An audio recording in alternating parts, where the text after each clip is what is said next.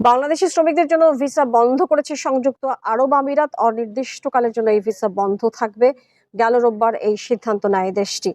এর আগে বাংলাদেশের সহিংসতায় সমর্থন জানিয়ে বিক্ষোভ সমাবেশ করায় ৫৭ জনকে সাজা দেয় সংযুক্ত আরব আমিরাতের আদালত। এর মধ্যে ৩ জনকে যাবজ্জীবন, ৫৩ জনকে ১০ বছর এবং একজনকে ১১ বছরের জেল দেওয়া হয়েছে। দেশটির কয়েকটি সড়কে গত শুক্রবার প্রবাসী বাংলাদেশিরা বিক্ষোভ করেন।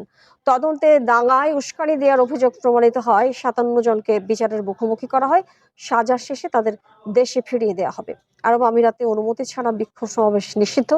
এদিকে এবছর সৌদি আরবকে পেছনে ফেলে প্রবাসী আয়ে শীর্ষে উঠে আসে সংযুক্ত আরব আমিরাত। গেল অর্থ বছরে দেশটি থেকে $৪৫৯ কোটি রেমিটেন্স পাঠিয়েছেন প্রবাসীরা, যা আগের বছরের চেয়ে ৫৩% বেশি।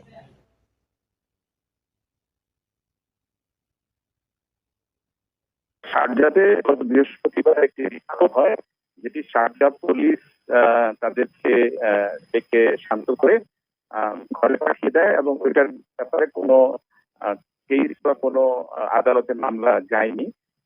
পরের দিন বাংলাদেশ কনসুলেটে একটি বড় ধরনের মিটিং হয়। কনসুল জেনারেল নিরাপত্তা তার সহযোগীদের নিয়ে মিটিং করেন এবং সেখান থেকে জানা যায় যে শারজার একটি মিছিল হয়েছিল, কিন্তু সেই দিন শুক্রবার রাতে সন্ধ্যায় আবার দুবাইতে একটি মিছিল বের হয় এবং এই মিছিলটাকে মোটামুটি ভাবে এদেশের সরকার অত্যন্ত বড় ধরনের একটি ঝুঁকি হিসেবে নিয়ে এটার বিরুদ্ধে আইনানুগ ব্যবস্থা গ্রহণ করেন এবং গ্রেফতার শুরু করেন। নাশকতা করার জন্য